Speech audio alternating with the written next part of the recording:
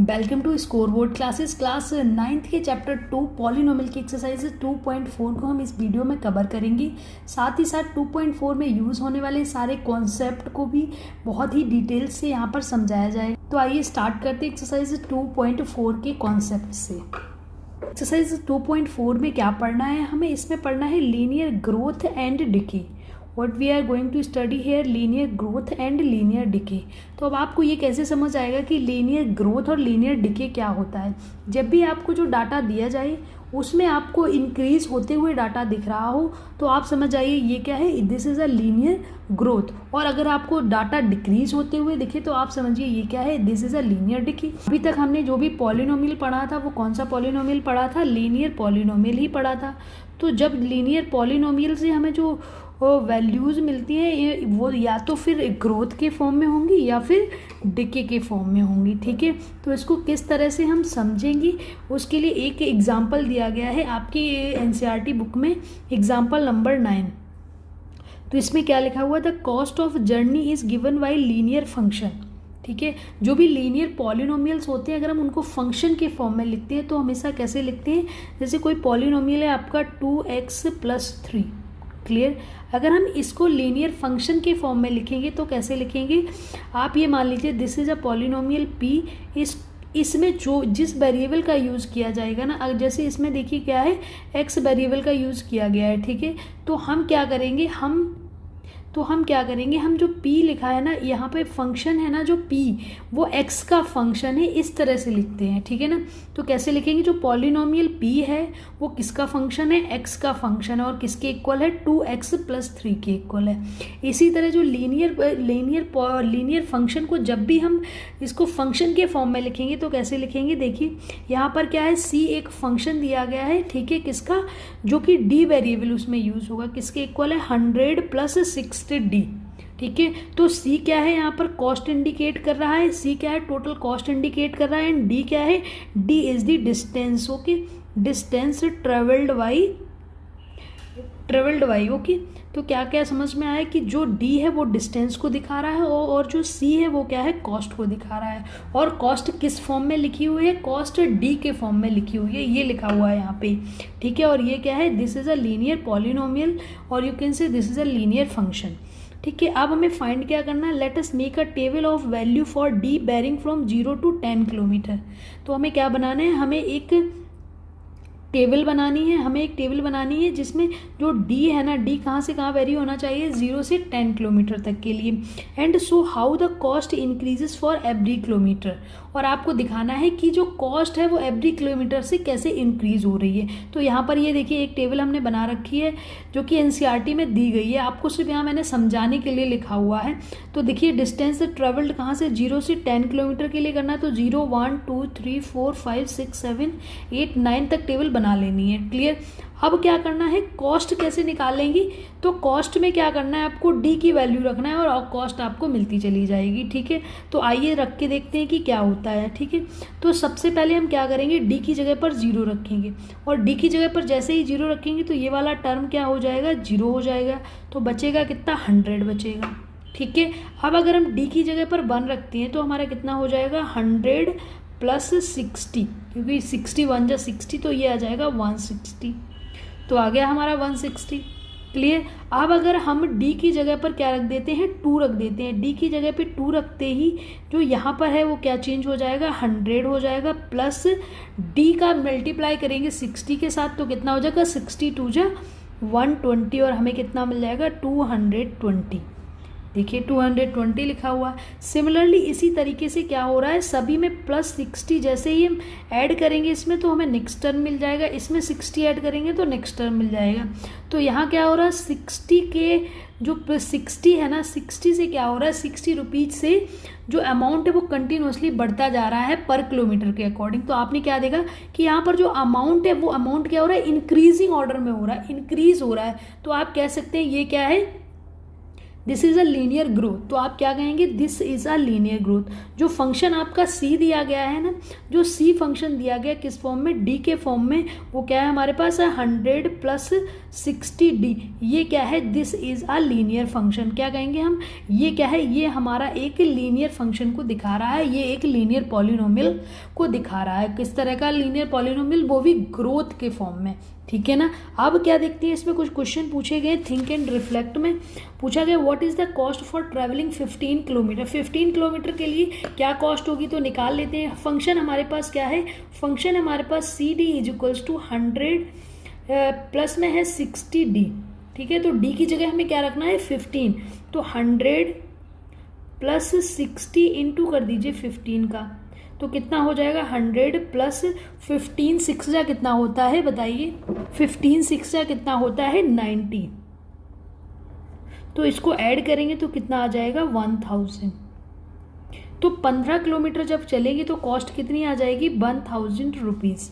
Clear. Second में क्या पूछा गया है, for how many kilometres will the cost of journey be 700, तो 700 के लिए तो हमने ऑलरेडी यहाँ पर निकाला हुआ है, कितना था 10 किलोमीटर के लिए क्या हो जाएगी, जो कॉस्ट हो जाएगी जर्नी की वो क्या हो जाएगी, 10 किलोमीटर के लिए जो कॉस्ट ऑफ जर्नी है वो कितनी हो जाएगी 700।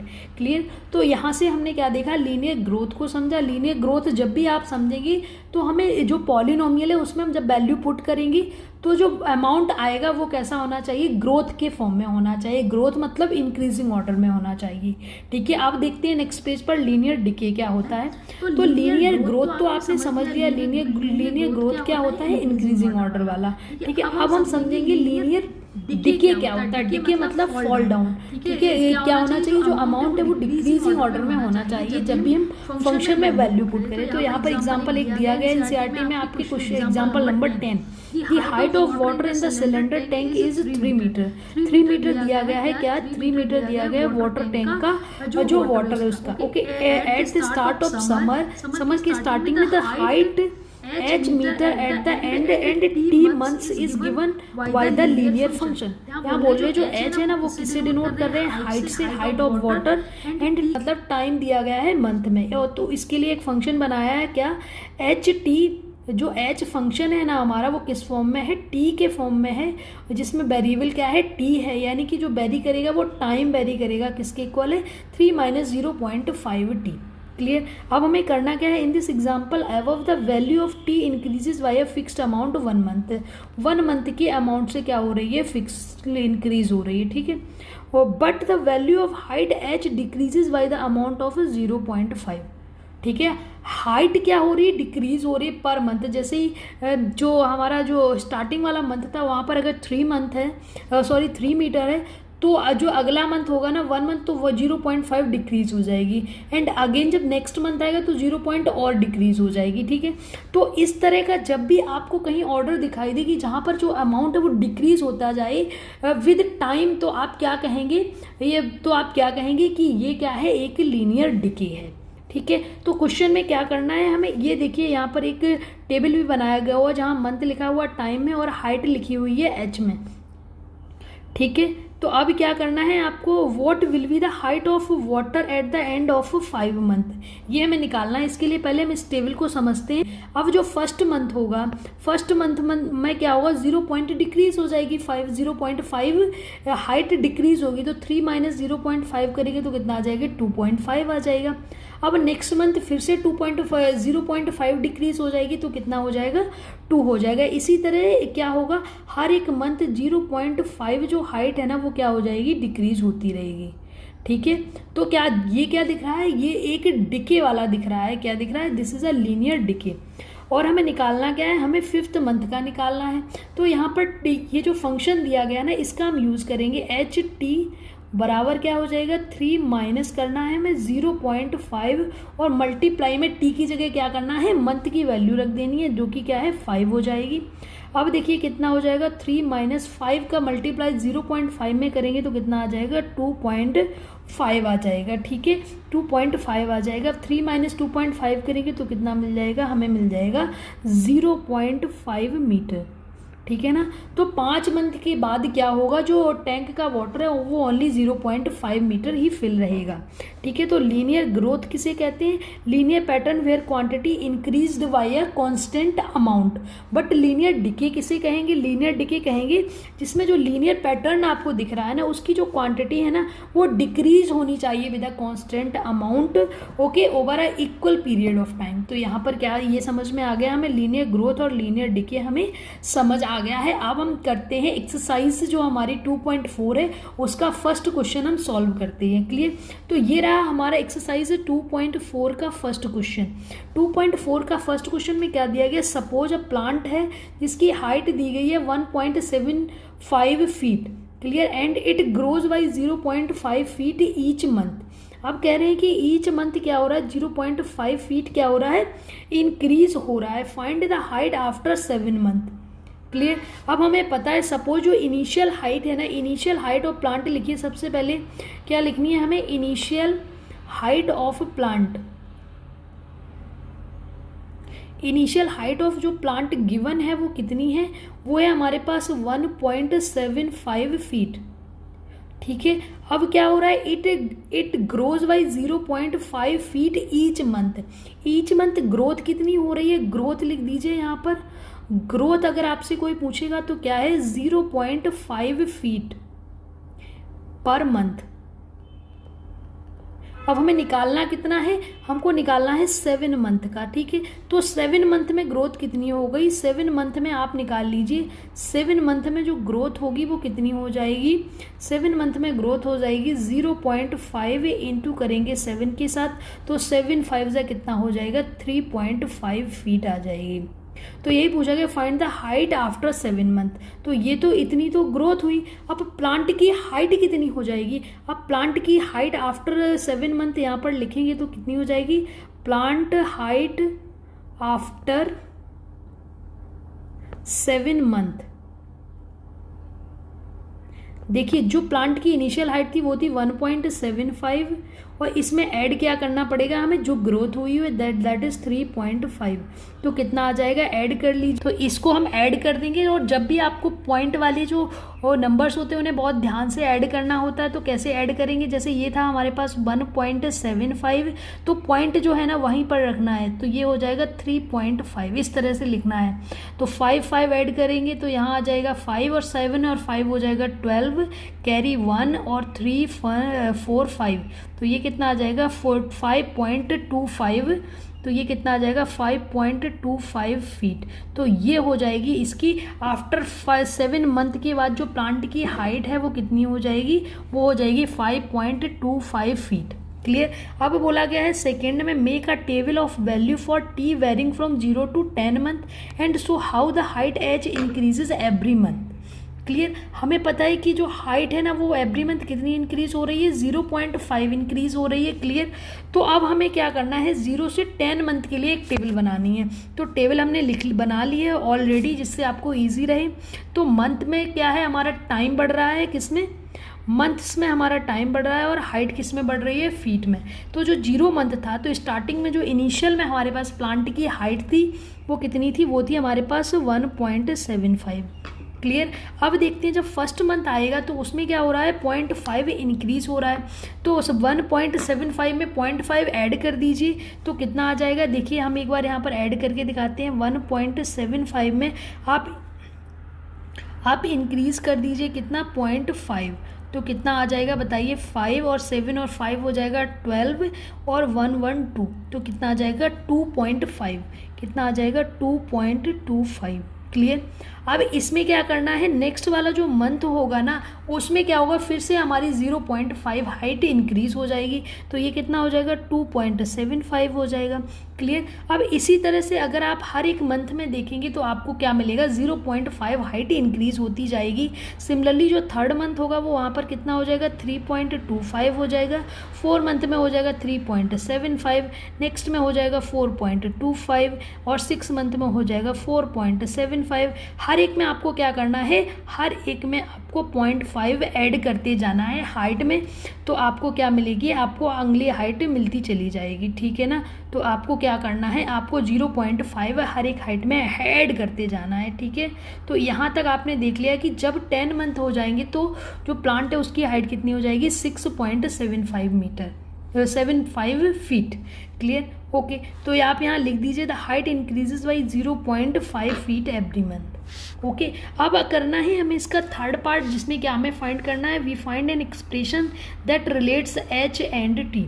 ठीक है, यहाँ हमने जो पिछला क्वेश्चन था वहाँ हमने क्या देखा था, वहाँ हमने देखा था फंक्शन को कैसे लिखते हैं। फंक्शन को लिखते हैं, जो भी हमें निकालना होता है उसको लिखते हैं बाहर, और जो वेरिएबल टर्म होता है उसको ब्रैकेट में लिख देते हैं, ठीक है। तो यहाँ पर हमें क्या निकालना है, हमें भी निकालनी है क्या, हाइट निकालनी है। क्लियर, अब इसको क्या करना है, जो भी हमारा जो वेरिएबल टर्म है वो क्या है, हमारे पास टी है, तो जो एच फंक्शन है वो किसका हो जाएगा, टी का हो जाएगा। क्लियर, तो ये किसके बराबर है, देखिए जो इनिशियल हाइट थी हमारी वो कितनी थी, 1.75, तो वो पहले लिख दीजिए, प्लस कीजिए। अब क्या हो रहा है कि 0.5 से हर मंथ इंक्रीज हो रहा है, तो आप क्या कर रहे थे, हर बार 0.5 में जो मंथ का जो भी मंथ होता था उसका क्या करते थे, मल्टीप्लाई कर देते थे।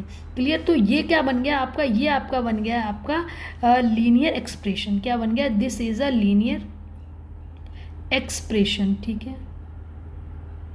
अब आप देखिए कि जो लीनियर एक्सप्रेशन आपको मिला है वो क्या है, इंक्रीजिंग ऑर्डर में, ठीक है। क्या आपने देखा, it is in increasing order, so you can write here that this is a growth linear expression, ठीक है। ओके, तो यहाँ पर हमने क्या लिखा है कि this is a linear growth expression because the height increases by a constant amount, जो कि कितना है, 0.5 फीट। तो ये कौन सा एक्सप्रेशन मिला हमें, लीनियर ग्रोथ एक्सप्रेशन। अब हम चलते हैं एक एक्सरसाइज 2.4 के सेकेंड क्वेश्चन पर। तो सेकेंड क्वेश्चन में क्या दिया गया, सेकेंड क्वेश्चन में बोला गया एक मोबाइल फ़ोन है, इज वॉट फॉर 10,000, कितने का खरीदा गया है, 10,000 का खरीदा गया है। It's value decreases by 800 every year, इसकी जो वैल्यू है वो 800 क्या हो रही है, डिक्रीज हो रही है।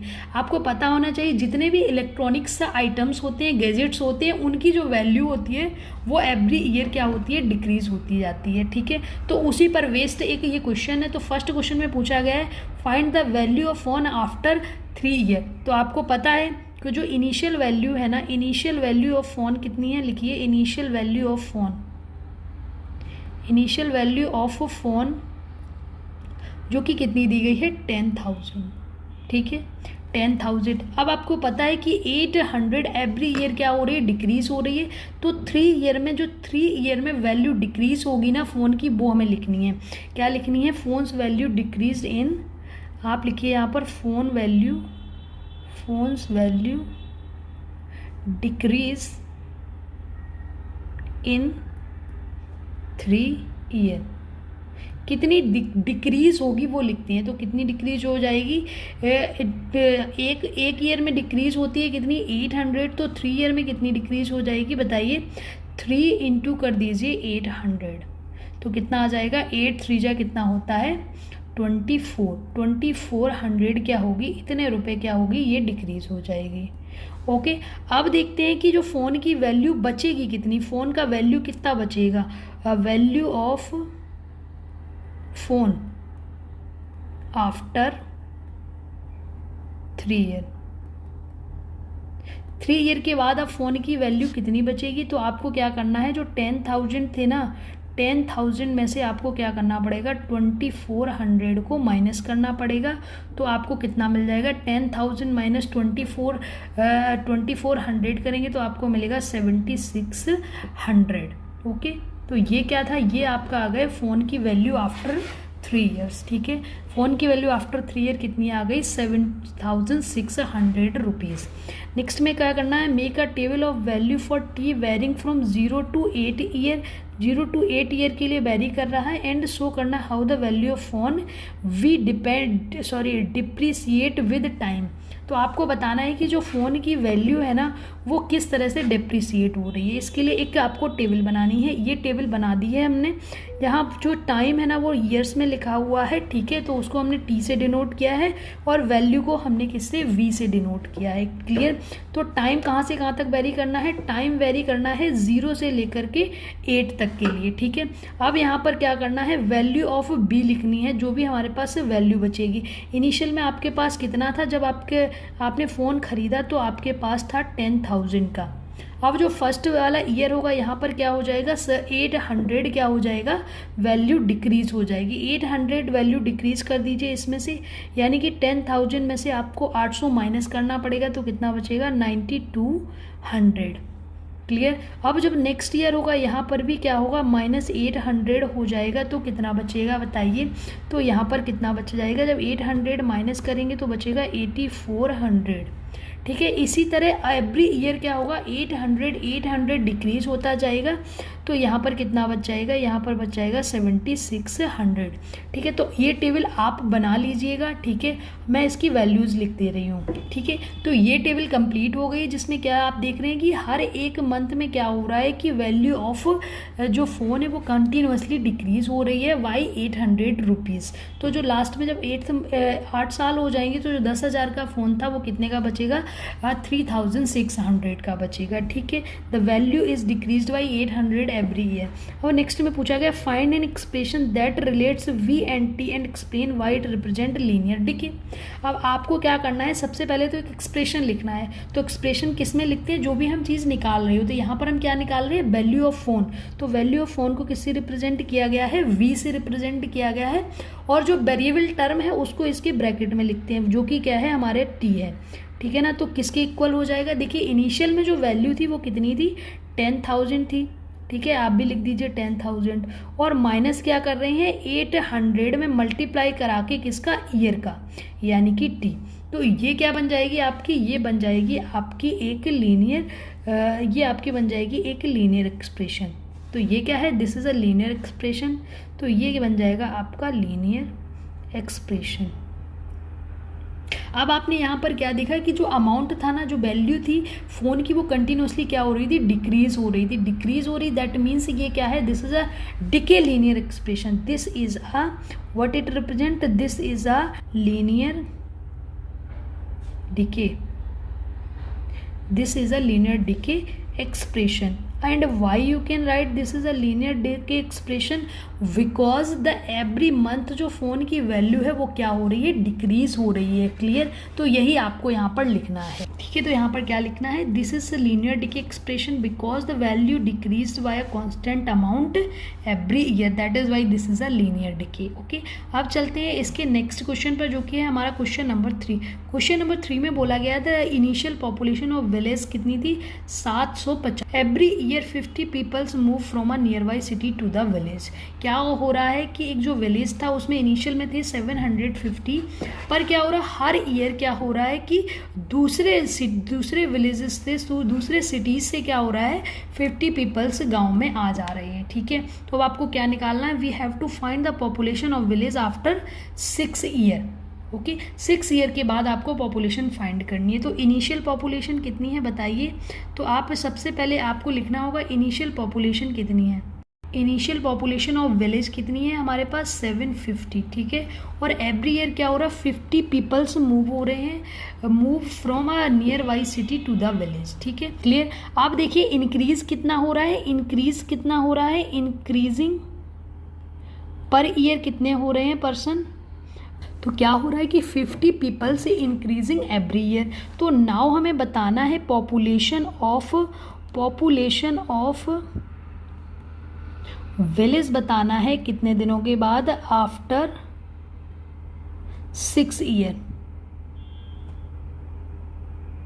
तो कितनी हो जाएगी, देखिए 75 जो आपके पास था वो तो रहेगा ही रहेगा, प्लस 6 ईयर में आप देखिए कितने आ जाएंगे लोग, 50 इंटू 6 कर दीजिए तो कितना आ जाएगा आपके पास बताइए, 750 प्लस 5 6 जा 30, तो टोटल कितना हो जाएगा, आप ऐड कर लीजिए तो आ जाएगा 1050 पीपल्स, ठीक है, तो कितने लोग हो जाएंगे, 1050 पीपल्स हो जाएंगे कितने दिनों में, आफ्टर 6 ईयर के बाद उस विलेज में। अब आगे क्या निकालना है, मेक करना है एक टेबल जहाँ पर वैल्यू वेरी होनी चाहिए कितने से कितने तक, 0 से 10 तक।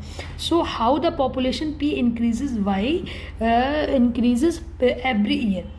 तो यहाँ पर जो टाइम दिया गया वो किस में दिया गया है, ईयर्स में, जिसको हमने किससे डिनोट किया है, टी से डिनोट किया है, और पॉपुलेशन जो पी है उसको हमने डिनोट किया है पी से। ओके, अब क्या आ रहा हो, इनिशियल की जो वैल्यू थी, इनिशियल में जो अमाउंट था पीपल्स कितने थे, 750 थे। ठीक है, अब क्या हो रहा है, हर साल आप देखिए कि इतने 50 जो पीपल्स थे, 50 पीपल्स इंक्रीज हो रहे हैं। तो आप क्या कीजिए, 75 में प्लस कर दीजिए 50 का, तो कितना आ जाएगा, 800 आ जाएगा।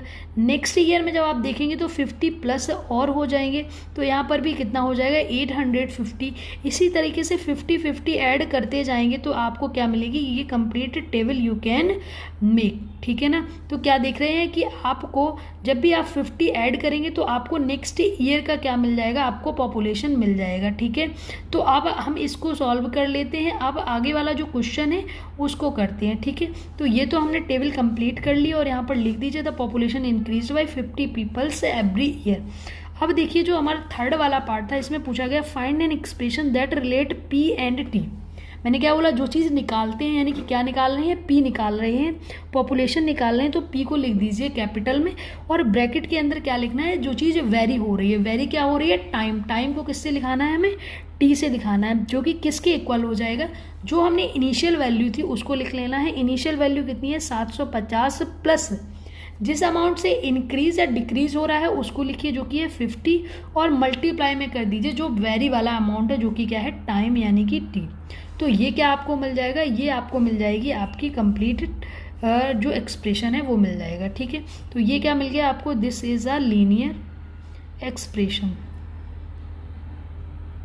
अब आप ये बताइए ये एक्सप्रेशन कैसा है, डिके है या फिर ये ग्रोथ का है, बताइए लीनियर ग्रोथ है या लीनियर डिके। यहाँ पर आपने क्या देखा कि पॉपुलेशन इंक्रीज हो रही थी कंटिन्यूसली एवरी ईयर, तो ये क्या हो जाएगा, this is the linear growth, ये क्या हो जाएगी, लीनियर ग्रोथ हो जाएगी। क्यों, क्योंकि जो पॉपुलेशन थी वो इंक्रीज हो रही है विद द सेम अमाउंट। ठीक है, population is increasing every year, ये आपको लिख देना है। ठीक है, ओके, अब चलते हैं इसका जो लास्ट क्वेश्चन है दैट इज क्वेश्चन नंबर 4 की तरफ। तो क्वेश्चन नंबर 4 में क्या दिया गया, एक टेलीकॉम कंपनी है, चार्ज करती है 600 रुपये for a certain recharge scheme.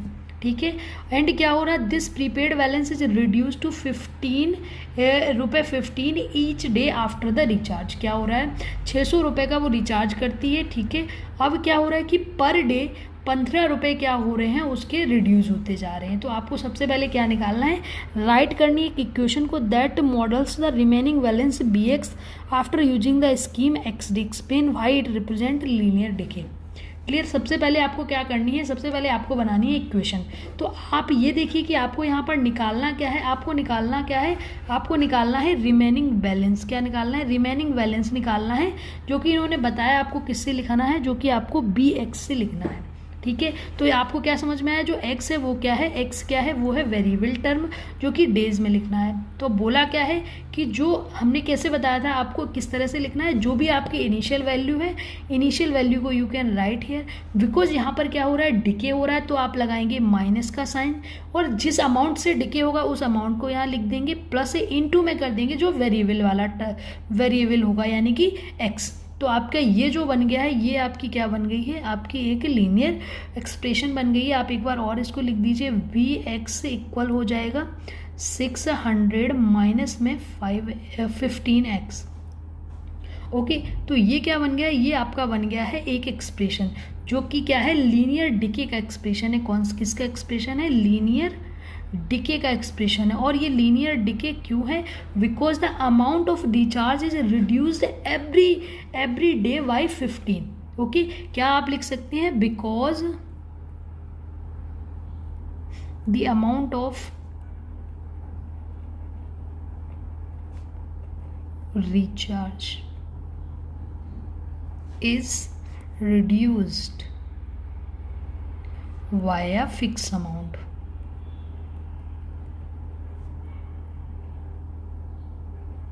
Per day. तो आपने क्या देखा कि पर डे जो अमाउंट था वो डिक्रीज हो रहा था 15 रुपये, तो ये क्या हो जाएगा, लीनियर डिके हो जाएगा। ठीक है, तो ये क्या हो जाएगा, this is a linear decay. अब नेक्स्ट क्वेश्चन में क्या बोला गया, after how many days will the balance run out. Question में पूछा गया कितने दिनों के बाद जो बैलेंस है वो जीरो हो जाएगा। बैलेंस जीरो का मतलब क्या था, जो हमने बैलेंस निकाला था उसकी इक्वेशन क्या थी हमारे पास, बी एक्स इक्वल्स टू क्या है 600 माइनस 15x।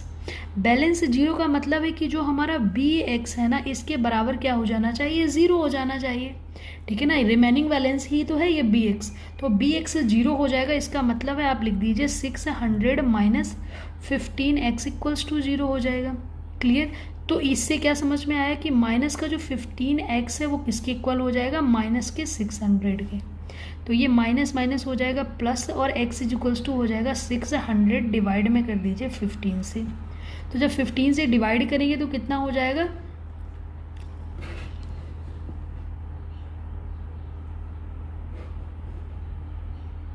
तो ये कितना हो जाएगा 15 4 जा 60, यानी कि आ जाएगा 40। तो आप बताइए, आपको पता चल गया कि 40 डेज़ के बाद क्या होगा, जो हमने 600 का रिचार्ज किया है, जो 600 का टेलीकॉम कंपनी ने रिचार्ज करवाया था, वो क्या हो जाएगा, ज़ीरो हो जाएगा, और आपको 40 डेज़ के बाद दोबारा से क्या करना पड़ेगा, रिचार्ज करवाना पड़ेगा।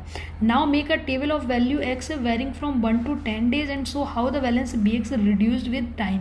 ओके, तो एक्स में क्या लिखना है हमें 1 to 3 अप टू 10, और बैलेंस क्या लिखना है, बी एक्स लिखना है। ठीक है,